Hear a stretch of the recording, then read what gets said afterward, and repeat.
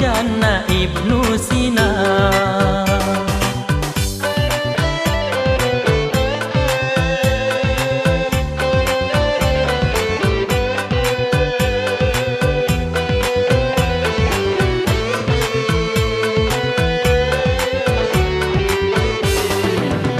Imam Bukhari, Imam Tirmizi yang rawi hadis Nabi Sayyidina, letaklah ilm ulama sufi, Syekh Naqsyabandi yang mensahaja.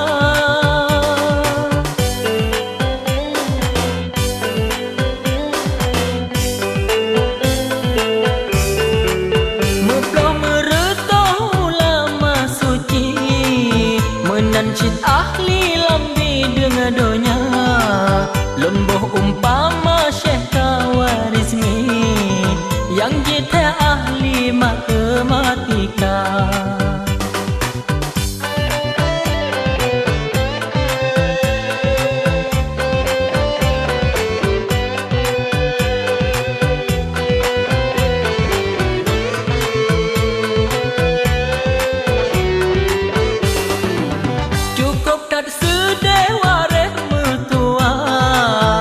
Agama yang sah katinggai nama Islam di sinan ka Tuhan pina, kuasa Allah hana so sangka.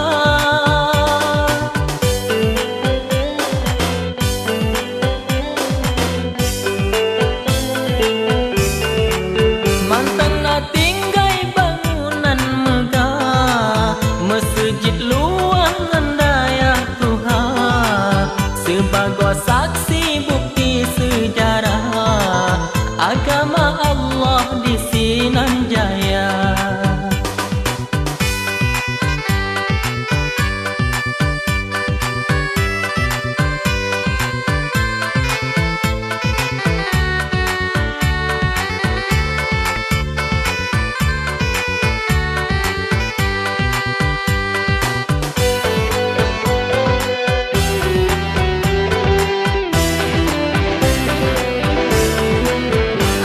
Lam hati